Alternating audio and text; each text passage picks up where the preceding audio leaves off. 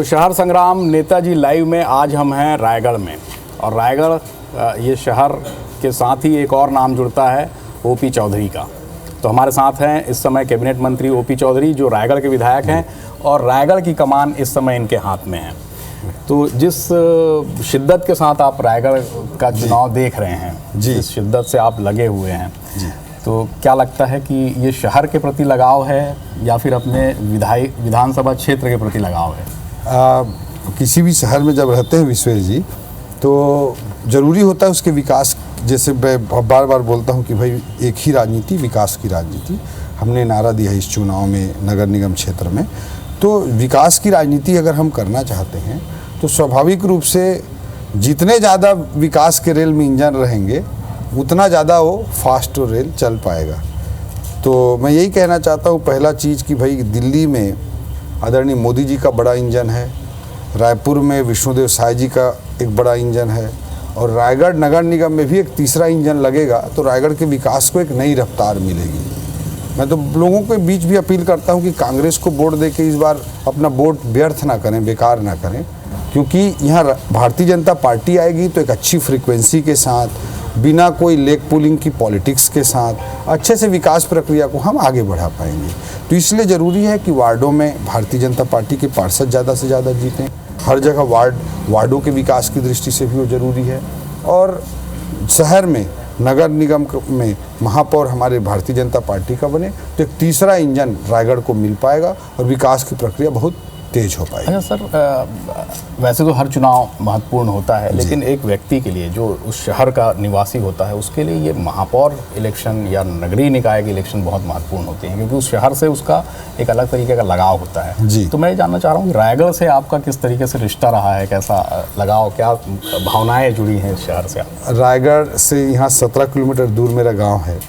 वहाँ से हम लोग बचपन से ही आते थे, और कोई भी काम होता है कि हमारा ब्लॉक भी रायगढ़ है, हमारा थाना भी रायगढ़ है, हमारा तहसील केंद्र भी रायगढ़ है, जिला केंद्र भी रायगढ़ है। तो स्वाभाविक रूप से गांव के बच्चे को हर दिन कुछ न कुछ ज़रूरत पड़ती रहती थी, शैक्षणिक रूप से, आर्थिक रूप से, बाज़ार की दृष्टि से, हाट बाजार मतलब शॉपिंग करने के हिसाब से, सब दृष्टि से रायगढ़ से सीधा जुड़ाव गाँव के आदमी का भी होता है। तो उस दृष्टिकोण से हम लोग लगातार रायगढ़ आते थे। और जब मैं अपने IAS बनने की जीवन गाथा में जो बताता हूँ, उसमें भी आपने कई बार सुना होगा मेरे लाइफ एक्सपीरियंस को, कि मेरे पिताजी का निधन जब 8 साल की उम्र में हो गया था और मेरी माँ को पेंशन मिलना था, तो बहुत दिनों तक माँ का पेंशन का प्रकरण नहीं बन पा रहा था। तो हम लोग पेंशन का प्रकरण बनवाने के लिए गौशाला के पास एक BO ऑफिस हुआ करता था, विकास खंड शिक्षा अधिकारी का ऑफिस। तो ब्लॉक मुख्यालय भी रायगढ़ है, इसलिए वहाँ पर आते थे उस ऑफिस में, और BO हमारा काम नहीं कर रहा था।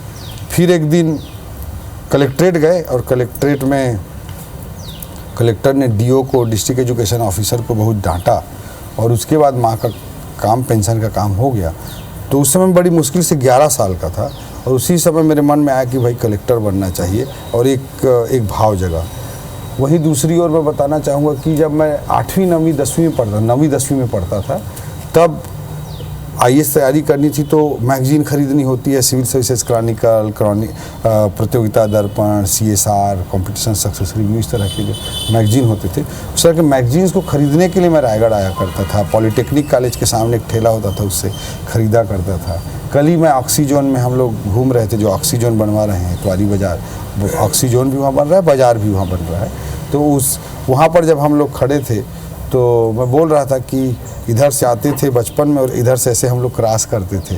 जो शहीद चौक है, शहीद चौक पे SBI का कृषि विस्तार शाखा हुआ करता था, वहीं मेरी माँ का पेंशन का बैंक ब्रांच था। तो माँ की पेंशन निकालने के लिए उसी ब्रांच में मैं माँ के साथ आया करता था। 12-13 साल, 14 साल की उम्र से ही आया करता था।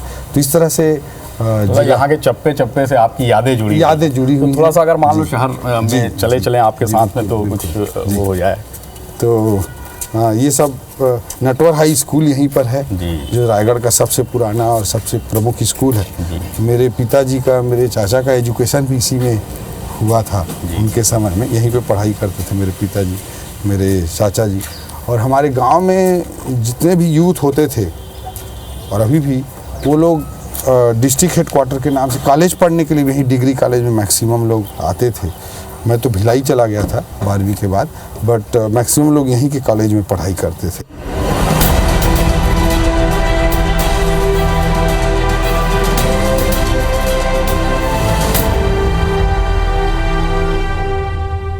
तो चाय वाले के रूप में मोदी जी को जाना जाता था। अब चाय वाला सर्च करो तो रायगढ़ के मेयर कैंडिडेट का डिटेल आता है। खैर, ये कैसे हुआ? मोदी जी से क्या नहीं, क्या बात करें, लेकिन सवाल ये है विश्वेश भाई कि यहाँ पर बहुत सारे हमारे कार्यकर्ता, आज पार्टी बहुत बड़ी हो गई है और बहुत सारे कार्यकर्ता योग्य रहते हैं। कोई भी टिकट देना हो, कोई भी चुनाव करना हो, तो बहुत सारे हमारे कार्यकर्ता योग्य रहते हैं। और ऐसे में बहुत सारे जब कार्यकर्ताओं की सूची थी तो संगठन ने जो तय किया वो जीवर्धन चौहान भाई को तय किया। अब जीवर्धन चौहान भाई के बारे में मैं आपको ये बताना चाहूँगा कि 29 साल से भारतीय जनता पार्टी की राजनीति कर रहे हैं, पूरी तरह से सक्रिय रूप से राजनीति कर रहे हैं। किसी न किसी पद में, संगठन भले थोड़ा छोटा पद हो लेकिन संगठन के किसी न किसी पद में रहे। नगर मंडल का युवा मोर्चा का उपाध्यक्ष रहे, उसके पहले वार्ड का अध्यक्ष रहे, फिर युवा मोर्चा का मंडल के अध्यक्ष रहे, फिर जिला कार्यकारिणी में सदस्य रहे, एससी मोर्चा के प्रदेश के मंत्री तक रहे। और वो एक बहुत अच्छे कुशल संगठनकर्ता भी हैं, कुशल संगठनकर्ता भी हैं। आज से 20 साल पहले वो लोगों को इकट्ठा करके रैली निकालना, पार्टी के लिए काम करना, सारा कुछ वो करते रहे हैं। और 29 साल की उनकी राजनीतिक यात्रा रही है। तो आज भी वो चाय का ठेला चलाते हुए अपना जीवन ईमानदारी के साथ, आत्मसम्मान के साथ गुजारते हैं। मेरा ये कहना है कि कोई चाय बेचता है कि कोई क्या करता है, उससे ज़्यादा इम्पोर्टेंट चीज़ ये है कि 29 साल की राजनीति करने के बाद अगर कोई चाय बेचकर अगर जीवन यापन कर रहा है तो ये बड़ी बात है। 29 साल की राजनीति के बाद भी अगर वो चाय बेच रहा है, इसका मतलब उसने ईमानदारी की राजनीति की है।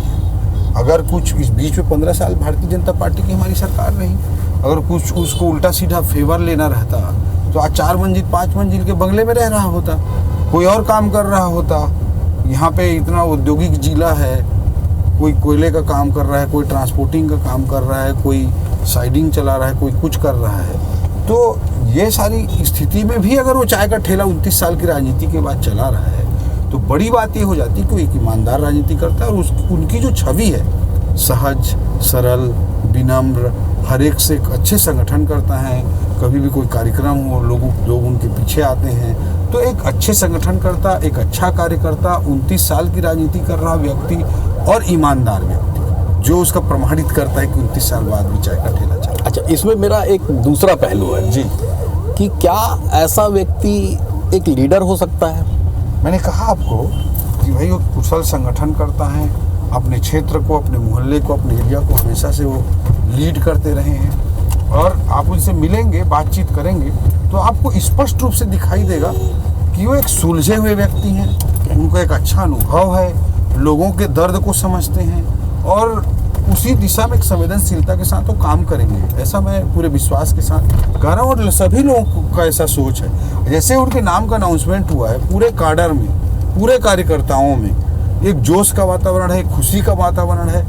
एक तो पार्टी के प्रति सकारात्मकता ही है कि पार्टी किसी को पैसा नहीं है इस आधार पर टिकट नहीं काटती, ये एक महत्वपूर्ण बात स्थापित हुई है। और दूसरा, सबको लगा कि हाँ हम तो भैया से उस समय जुड़े हैं, भैया से इस समय जुड़े हैं। जितने सारे लोग अगर किसी के पीछे आए तो लीडर तो है ही। तो इसका एक पहलू ये भी है कि गुटबाजी खत्म करने के लिए ओपी चौधरी ने एक ऐसे व्यक्ति को टिकट दे दी कि जिसमें कोई भी विरोध भी नहीं कर पाया। तो ये एक रणनीतिक भी चाल हो सकती है या रणनीतिक एक स्ट्रेटेजी हो सकती है। देखिए, मैं पिछले 6 साल से रायगढ़ की राजनीति को मैं खुद काम कर रहा हूँ, सबके साथ मिल करके सब लोग काम कर रहे हैं हम लोग। तो बेसिकली विश्वेश भैया, मैं ये बोलना चाहूँगा कि पिछले सालों से जो गुटबाजी की राजनीति है वो लगभग नहीं के बराबर है। राजनीति में स्वाभाविक रूप से थोड़ा खींचतान होता है, लेकिन बिल्कुल मैं कह सकता हूँ कि पिछले, आप किसी से फीडबैक लेंगे तो पिछले कुछ सालों से यहाँ पे गुटबाजी की राजनीति लगभग समाप्त प्राय है। सब लोग मिलके साथ में काम करते हैं और स्पेस तो सबको राजनीति में चाहिए होता है, वो स्पेस भी हम संगठन यहाँ पे देने का सबको प्रयास करता है। तो ऐसा कोई विषय नहीं था। और नाम को किसी के साथ जोड़ना ठीक भी नहीं है। और कोई नाम जोड़े तो पहले अलग अलग हमारे जितने नेता हैं, बड़े नेता हैं, उन सब के साथ वो अलग अलग फेज में काम किए हुए हैं। रायगढ़ को लेके पिछले सालों में एक जो लोगों के मन में एक बात जो आती है कि ये धूल धुएं और धक्के का शहर है। मैं इसलिए ऐसा बोल रहा हूँ क्योंकि सड़कें नहीं बनी जी। सड़कें जो है जहाँ से हम निकल रहे हैं, सेठ किरोड़ी मॉल चौक है ये एक यहाँ से हैवी ट्रैफिक वाला रास्ता है। हाँ। तो यहाँ पर भी सड़कों की दिक्कत है। उसके अलावा जब हम चंद्रपुर से एंटर करते हैं, हाँ। वो भी सड़क नहीं बन पाई है। हाँ। तो एक तो ये सड़कों की दिक्कत है। दूसरा सबसे बड़ा समस्या है पॉल्यूशन जी। पॉल्यूशन की भी दिक्कत है। तो तीसरे एक्सीडेंट हो रहे हैं क्योंकि रिंग रोड नहीं बनी जी। तो शहर में ऐसी अव्यवस्था फैली कि इसको ठीक करना ही मतलब समझ नहीं आया कहाँ से होगा ये। अब आप क्या कहते हैं, मतलब धूल धुएं और धक्के के इस शहर में? देखिए, रायगढ़ तो पहले संस्कृति धानी रही है। यहाँ का चक्रधर महोत्सव में परफॉर्म करने के लिए क्लासिकल डांसर, क्लासिकल सिंगर तरसते हैं। इस तरह का पुराना हिस्ट्री रहा है। बट पिछले कुछ दशकों में जिस तरह का यहाँ औद्योगिकरण हुआ, कुछ दशकों में उस हिसाब से इंफ्रास्ट्रक्चर का विकास नहीं हो पाया।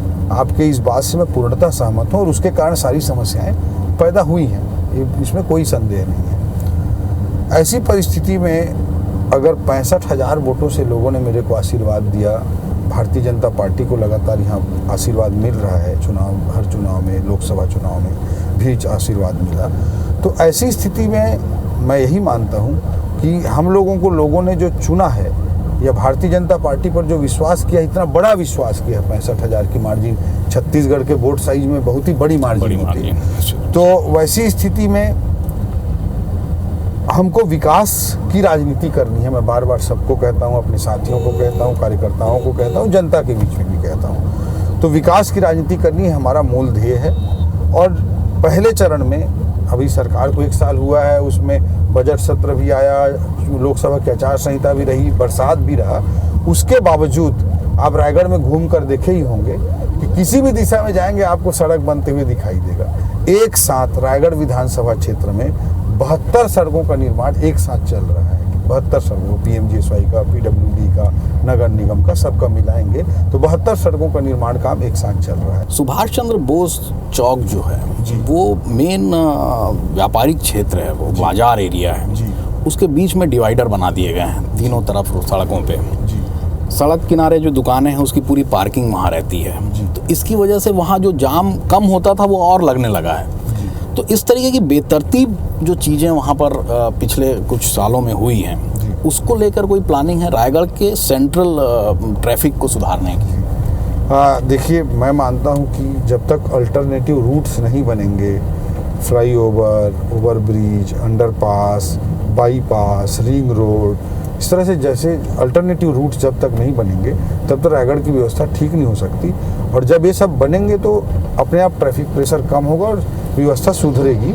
और इसके लिए हमने कंक्रीट प्लानिंग करने के लिए पुलिस को, प्रशासन को कहा है और उस प्लानिंग के हिसाब से काम करेंगे। केलो नदी एक बड़ा मतलब एक वरदान कह लीजिए, किसी भी शहर के बीच से कोई नदी जाती है तो उससे इसी तरीके से देखा जाता है। लेकिन बड़े ही दुख के साथ ये कहना पड़ता है कि कई जगह पर केलो नदी नाले में तब्दील हो गई है जी। केलो नदी को लेकर कोई योजना है? हाँ, बिल्कुल। केलो का जो डैम है, पहला चीज़ तो इस डैम का कांग्रेस के 3 अलग अलग मुख्यमंत्रियों ने आज़ादी के बाद 3 बार भूमि पूजन किया, अलग अलग समय पर, अलग अलग सालों में। और 3 बार भूमि पूजन के चुनाव आता था, भूमि पूजन करते थे, उसके बाद भूल जाते थे। 50 सालों तक, आज़ादी के 50 साल तक केलो डैम का काम नहीं हो पाया। केलो डैम का काम भारतीय जनता पार्टी की डॉक्टर रमन सिंह जी की सरकार ने भूमि पूजन भी किया और उसको पूरा करके लोकार्पण भी किया। पिछले 5 साल में कांग्रेस की सरकार आ गई थी तो नहरों का काम जो 30-40% बचा था वो 5 साल में वहीं का वहीं पड़ा रहा और किसानों के नहर जो बनना था वो बन ही नहीं पाया। हमने पिछले 1 साल में केलो परियोजना को पूर्ण करने के लिए 391 करोड़ रुपए की स्वीकृति हमारे मुख्यमंत्री जी के मार्गदर्शन में हमने प्रदान करी, हमारी सरकार ने प्रदान करी। इतना बड़ा काम हुआ। दूसरा, आगे शहर के अंदर जो केलो नदी का केलो माँ बहती है उसमें अब उसी के से लगा हुआ, आपने देखा होगा कि 35 करोड़ का CSR से हम लोग नालंदा परिसर बनवाने जा रहे हैं, उसी के किनारे में पहाड़ी पे। उस जो केलो रिवर है, तो रिवर फ्रंट डेवलपमेंट प्रोजेक्ट भी हम CSR के राशि से लगभग 80 करोड़ रुपए का प्रोजेक्ट ला रहे हैं। तो ये सारे काम कर रहे हैं और केलों की सफाई का भी काम सुनिश्चित करेंगे कि ये केलो रिवर फ्रंट डेवलपमेंट प्रोजेक्ट भी बनाएंगे।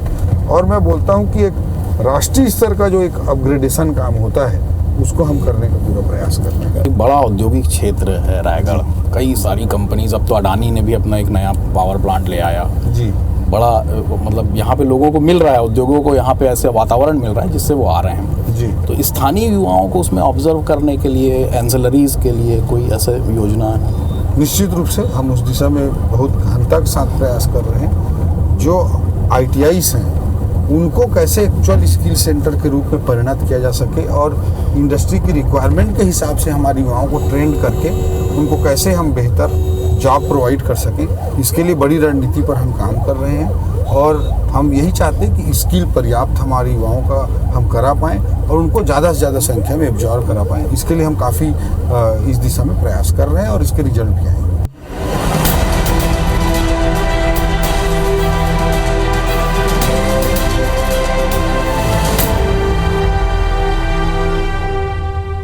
तो शहर संग्राम नेताजी लाइव में आप देख रहे थे कैबिनेट मंत्री और प्रदेश के कद्दावर भारतीय जनता पार्टी के नेता OP चौधरी को। हम जिस जगह पर यहाँ पर खड़े हैं, यहीं से इन्होंने 50 किलोमीटर की पदयात्रा शुरू की थी। और जैसा कि नगरीय निकाय चुनावों में होता है कि जब वो वहाँ जाते हैं तो स्थानीय समस्याओं को लेकर जो पुराने काम हैं उसे याद किया जाता है और उस काम के बदले में जो सुविधाएँ यहाँ पर लोगों को मिली है उसे भी बताया जाता है। तो आज हम OP चौधरी जी के साथ में थी। अगली बार फिर मिलेंगे किसी और एक नए नेता के साथ में शहर संग्राम नेताजी लाइव में।